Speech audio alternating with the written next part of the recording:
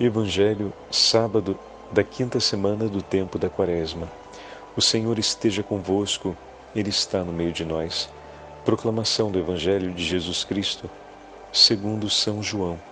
Glória a vós, Senhor. Naquele tempo, muitos dos judeus que tinham ido à casa de Maria e viram o que Jesus fizera, creram nele. Alguns, porém, foram ter com os fariseus e contaram o que Jesus tinha feito. Então os sumos sacerdotes e os fariseus reuniram um conselho e disseram: O que faremos? Este homem realiza muitos sinais. Se deixamos que ele continue assim, todos vão acreditar nele, e virão os romanos e destruirão o nosso lugar santo e a nossa nação.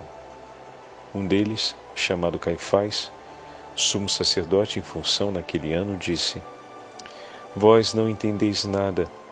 Não percebeis que é melhor um só morrer pelo povo do que perecer a nação inteira? Caifás não falou isso por si mesmo.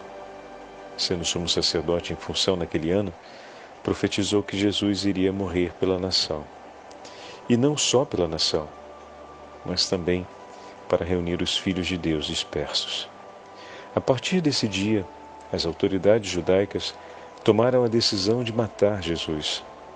Por isso, Jesus não andava mais em público no meio dos judeus. Retirou-se para uma região perto do deserto, para a cidade chamada Efraim. Ali permaneceu com os seus discípulos. A Páscoa dos judeus estava próxima. Muita gente do campo tinha subido a Jerusalém para se purificar antes da Páscoa. Procuravam Jesus e, ao reunirem-se no templo, comentavam entre si: O que vos parece? Será que ele não vem para a festa? Palavra da salvação. Glória a vós, Senhor. Sábado da quinta semana do tempo da Quaresma, em nome do Pai, do Filho e do Espírito Santo. Amém. Queridos irmãos e irmãs, a Santa Liturgia hoje nos leva até o 11º capítulo do Evangelho de São João. Estamos às vésperas do início da Semana Santa. Amanhã, com o Domingo de Ramos, daremos início à celebração da Semana Santa. E hoje, dia que antecede essa abertura, estamos no 11º capítulo do Evangelho de São João, um capítulo que narra para nós a ressurreição de Lázaro, um dos capítulos mais comoventes do Evangelho de São João. A liturgia hoje nos posiciona exatamente no versículo 45. Logo após a ressurreição de Lázaro, diz o texto, Marta e Maria receberam a visita de muitos judeus vindos de Jerusalém. A cidade de Betânia não é distante da cidade de Jerusalém. E com a conversão de Lázaro, encerra-se o texto, muitos acreditaram e vieram para ver Lázaro ressuscitado e dessa forma testemunhar o poder de Deus acontecendo através da pessoa de Jesus. Bom, se aproxima a festa da Páscoa e o Evangelho de hoje nos apresenta a trama que estabelece, digamos assim, a morte de nosso Senhor. Nesses últimos dias temos visto de maneira muito intensa, através da liturgia, como os opositores de Deus se organizam e se colocam com todas as forças possíveis para estabelecer uma empreitada contra o Senhor. De fato, o Evangelho é um divisor de água na vida dos homens.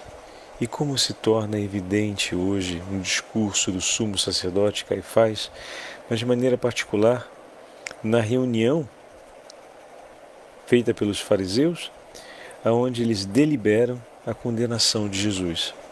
Muitos dos judeus que tinham vindo à casa de Maria, versículo 45, tendo visto o que ele fizera, creram nele. E nós lembramos que há poucos dias o Senhor tinha feito exatamente esse discurso. Se não creem nas minhas palavras, ao menos creiam em minhas obras. E ontem falávamos a respeito disso. Como pode alguém ressuscitar os mortos e ao mesmo tempo ser um blasfemo? Nenhum dos profetas, por assim dizer, havia ressuscitado um morto como Jesus ressuscitou. Não podemos ignorar que o profeta Elias operou esse prodígio extraordinário, mas não como Jesus ressuscitou Lázaro, depois de 4 dias sepultado, aonde aqueles que estavam presentes ali, muitos deles haviam acompanhado o funeral, certificaram-se do corpo sem vida, viram o corpo sem vida ser colocado no sepulcro. Esperavam, ou seja, esperavam não, mas acompanhavam os fenômenos naturais. E Marta diz ao Senhor: Senhor, já se passaram 4 dias, o corpo já cheira mal. Então, a ressurreição de Lázaro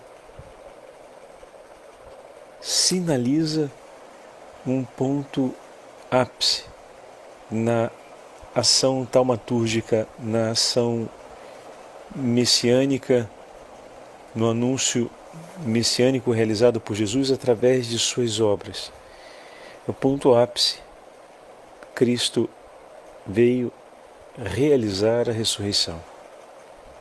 O Senhor veio para nos chamar da morte à vida. Ele é capaz de restaurar tudo aquilo que pelo pecado e pela morte se tornou consumido. Ele tem o poder de fazer nova todas as coisas. O testemunho recolhido por aquele grande número de judeus que foram até a casa de Marta e Maria é um testemunho decisivo. E não é sem razão que o texto apresenta uma imediata preocupação das autoridades em relação à fé que começa a ser declarada ao nome de Jesus e à pessoa de Jesus. Mas, meus irmãos e minhas irmãs, ao mesmo tempo que estamos vendo o maravilhoso passo de adesão na fé e de conversão de uma legião de homens e mulheres que, vendo o gesto de Jesus, sem ouvir as suas palavras, acreditam, lembre-se que esses 2 elementos caminham sempre juntos no Evangelho de João. Jesus não faz uma dicotomia quando ele diz: se não acreditam em minhas palavras, acreditem ao menos nos meus gestos, ou seja, nos sinais que realizo, porque o falar em Deus é agir. Nós já falamos sobre isso em outros momentos. Então Jesus está dizendo: se não recolhe pelo conhecimento da tradição, recolha pelo testemunho. Se a tradição não consegue ser acolhida no coração de vocês, o testemunho imediato daquilo que vocês estão vendo, daquilo que vocês estão ouvindo e vendo, esse testemunho pode ser acolhido. Senão, pela docilidade do coração que se deixa inspirar por Deus e que de maneira humilde se abre à fé anunciada pelos patriarcas e pelos profetas, se assim esse coração não chega até Jesus, que ouvindo sobre os seus gestos extraordinários e vendo as ações que ele faz, possa também humildemente acolher a palavra que ele apresenta e desse modo confessar que realmente ele é filho de Deus. Bom, estamos vendo a maravilha desse acontecimento em uma grande legião de homens e mulheres que vão até Betânia. Mas causa uma dramática perplexidade ver que aqueles do conselho dos fariseus, ou seja, o conselho do Sinédrio, aqueles que devem instruir e orientar o povo no conhecimento da tradição, na escuta da lei, na prática dos ensinamentos proféticos, esses que foram benditos por Deus e investidos de uma autoridade disciplinar, moral e também ética para ensinar em nome de Deus, são os primeiros que fecham seus ouvidos, mas ao fecharem os ouvidos, por consequência, fecha-se também a inteligência, fecha-se também os sentidos, fecham-se também os afetos, para acolher qualquer sinal e testemunho de Deus. O homem surdo para acolher a palavra de Deus, consequentemente se torna um homem seco, incapaz de recolher a verdade onde quer que ela esteja. A verdade sobre a filiação divina de nosso Senhor se revela ali, diante dos olhos daqueles que estavam em Betânia.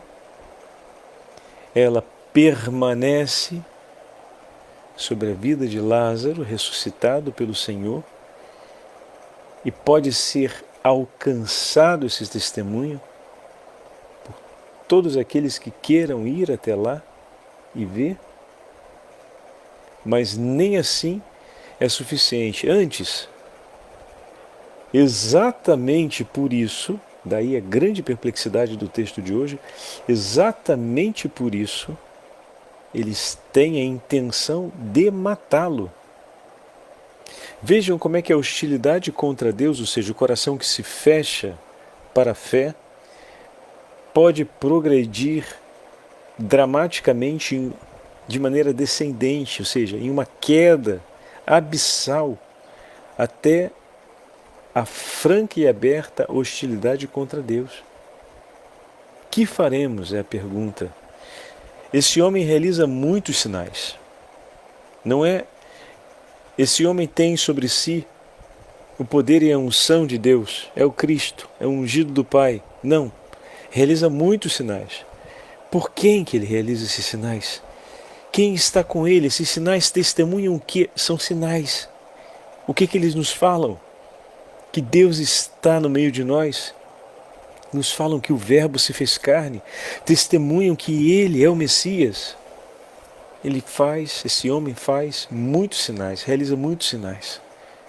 O coração deles está tão fechado que os sinais realizados por Jesus não geram nenhuma sensibilidade em relação a Deus, mesmo eles sendo investidos da autoridade de ensinar os homens a justa religião para o louvor e a glória do nome de Deus, mas eles próprios estão secos, e é ao ponto de se tornarem os opositores do próprio Deus.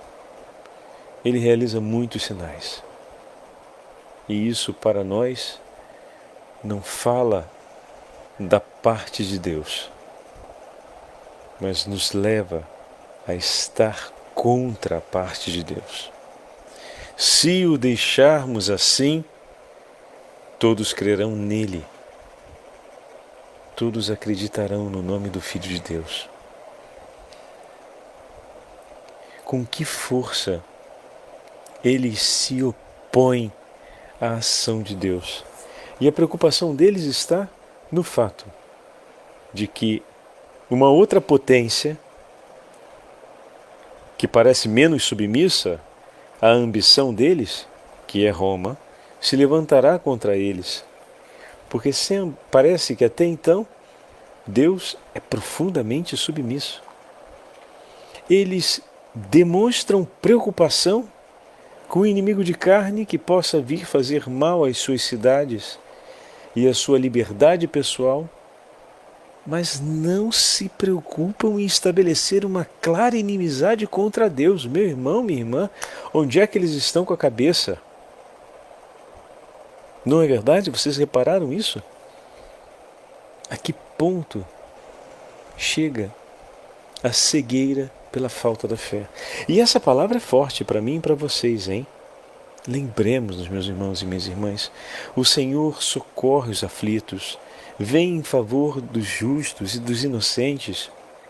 O Senhor não é amigo da injustiça e da maldade.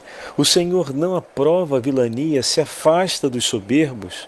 O Senhor se levanta contra os arrogantes e os orgulhosos. Meus irmãos e minhas irmãs, tenhamos presente essa verdade conosco, para que o nosso coração um dia não venha a aceitar essas coisas com certa normalidade. Às vezes temos receio de sofrermos um dano, por exemplo, por uma pessoa violenta que venha nos assaltar e faça um mal contra a gente, mas a gente às vezes não sente medo de realizar um dano contra uma pessoa inocente só porque nos está antipática e a tratamos mal e fazemos inclusive uma retirada completa de qualquer ato de simpatia e até mesmo de caridade no confronto dessa pessoa. Isso estabelece uma inimizade contra Deus. E às vezes parece que não temos medo de ver Deus como nosso inimigo, ou de estarmos numa parte contrária a Ele. Vocês percebem? Temos medo das coisas andarem mal na nossa vida, temos medo que as reviravoltas do tempo e da história tragam à nossa família limites e sofrimentos temporais. Mas não temos o receio de guardar, às vezes, por anos no nosso coração, uma raiva contra um irmão de sangue ou um irmão de comunidade, para aqueles que participam da vida religiosa. Ou de guardar uma raiva contra um vizinho por uma coisa que aconteceu, quem sabe quando, num tempo do passado, que o coração às vezes faz questão de lembrar a data, mas cuja importância no tempo só perdurou porque falta o amor para curar aquela ferida. Porque a importância material daquilo realmente não tem mais nenhuma. Mas o ressentimento que mexe e remexe os afetos desde aquele tempo começou a gerar uma importância que não é nem mais material aos fatos, mas uma importância que se consumou no nosso coração, que se consolidou, no nosso coração e que consome tantas vezes um volume enorme de energia e que no fundo nos serve apenas para estarmos em hostilidade contra Deus, em uma posição contrária dele. Porque o Senhor é bom e misericordioso. Perdoa aqueles que o ofendem. O Senhor faz levantar o sol sobre os justos e injustos e ama todos. Com que naturalidade às vezes arrastamos por anos uma hostilidade contra Deus através de uma atitude como essa. 10, 15 anos guardando no coração um ressentimento por algo que aconteceu lá atrás. E se essa pessoa já se apresentou diante de Deus e já pediu perdão pelas suas faltas, e talvez ela já tenha até tentado se aproximar várias vezes de você para criar uma ocasião, assim como a gente tem dificuldade de fazer isso com o outro também tem dificuldade de fazer isso com a gente, ou seja, criar ocasião para a gente falar de um problema que aconteceu, mas às vezes aquela face fechada, aquela postura rígida, aquela procura diariamente, num fazer memória contínuo, a procura diária de antipatias justificáveis, estabeleceu um medo que depois gerou uma distância, que depois consolidou um afastamento, e aquela chance de poder trocar o pedido de desculpas entre vocês se perdeu no tempo. Mas às vezes diante de Deus aquela pessoa já apresentou seu pedido de reconciliação e o Senhor já o recebeu, porque Ele é bom e misericordioso. Imagina se Ele não vai receber o pedido de reconciliação, o pedido de perdão do teu irmão, se Ele recebe o teu também. Deus que é misericordioso e bom, escuta a todos. E como por dezenas de vezes acolheu o teu pedido de perdão, acolheu também o dele, o dela.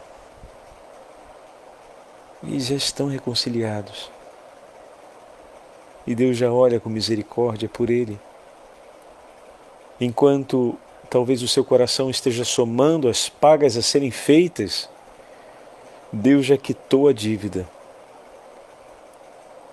E quem exige um pagamento de algo, sem olhar para a misericórdia de Deus, pode no fim ter um coração de tal forma exigente e brutal, que se perdendo não apenas naquela oferta de amor não declarada através do perdão, acabou se perdendo completamente no exercício do amor.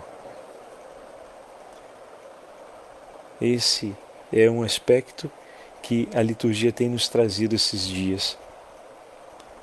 Ou subentra o tempo da conversão, ou então a tendência do coração a se tornar cada vez mais hostil aos gestos e às palavras de amor de Deus. Olha a hostilidade contra Jesus, ou se converte, ou a hostilidade é sempre maior, e hoje nós estamos no ápice da hostilidade contra Ele. Quando se olham os sinais de Deus, se percebe esses sinais e diz, isso tudo tem que acabar exatamente por isso. Exatamente porque Deus é Deus, não serve. Isso tem que acabar. Esse amor todo tem que terminar, não dá.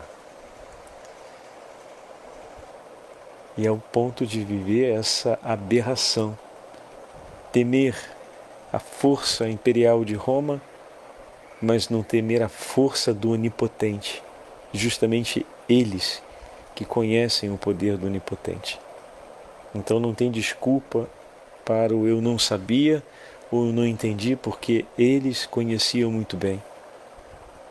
Com que cara vão se apresentar no juízo particular para dizer eu não sabia, eu não entendi? Eles, logo eles, fariseus, membros do conselho e do sinédrio? Não. Qualquer outro pagão poderia dizer, e o diria em causa, porque não conheceram o anúncio dos patriarcas nem o anúncio dos profetas. Receberam frações do anúncio sobre a revelação, mas esses que estão vivendo e são o povo da aliança, que receberam tudo dos seus antepassados, que foram introduzidos na fé de Israel e estão no acontecimento da revelação divina, esses não podem dizer eu não sabia, eu não tinha entendido. Mas é importante que tenhamos isso presente. Pode parecer uma faltazinha só de perdão ali, pequenininha no relacionamento com uma pessoa só, que está ali, aquela coisinha miudinha, mas eu amo tanta gente, padre, mas é esse pequenininho, meu irmão, minha irmã, ficando ali, nós estamos ouvindo essa semana inteira, se não se orienta no caminho da conversão, e por meio do caminho da conversão vem a cura que o Senhor quer realizar. Meu irmão, minha irmã, Ele quer realizar. Agora é preciso que você se dê a chance de querer também para que o Senhor possa realizar. E a liturgia está nos dizendo, olha, esse pequenininho ficando aí, ele pode chegar ao ponto disso que nós estamos ouvindo juntos hoje. Não bobeie. Não guarde no coração nenhum tipo de hostilidade àquilo que o Senhor nos ensina. Não guarde no coração a indiferença ao mandamento do Senhor. Não guarda no coração o silêncio dos teus ouvidos. Não guarda no coração a resistência pelo gesto de amor que o Senhor oferece por ti, ofereça por teu irmão. Porque por menor que seja isso que é guardado, ao longo do tempo, o coração adoecerá severamente.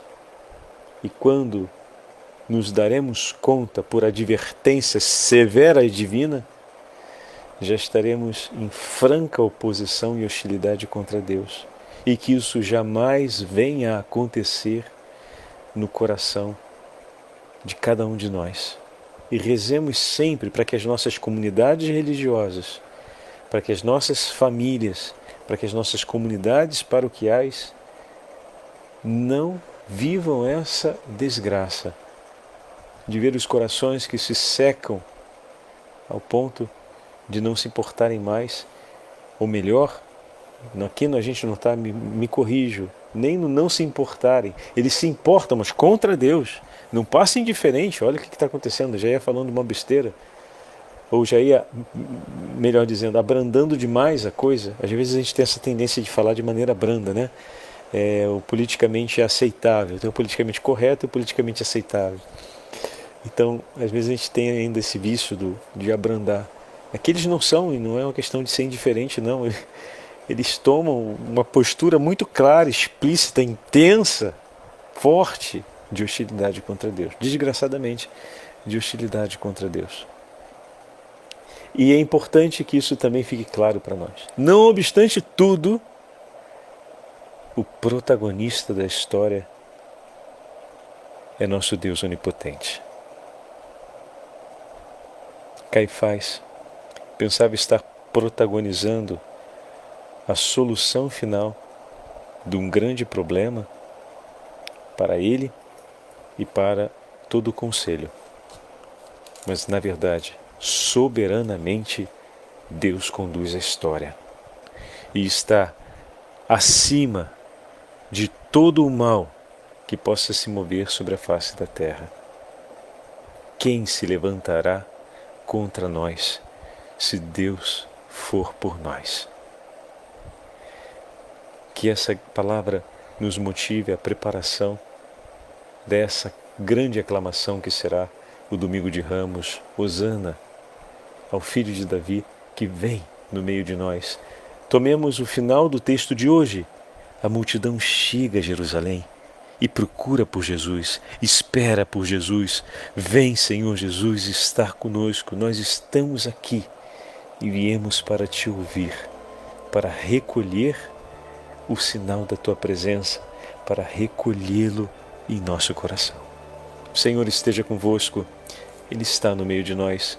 Pela intercessão de São José e da Santíssima Mãe de Deus, abençoe-vos o Deus Todo-Poderoso, Pai, Filho e Espírito Santo. Amém.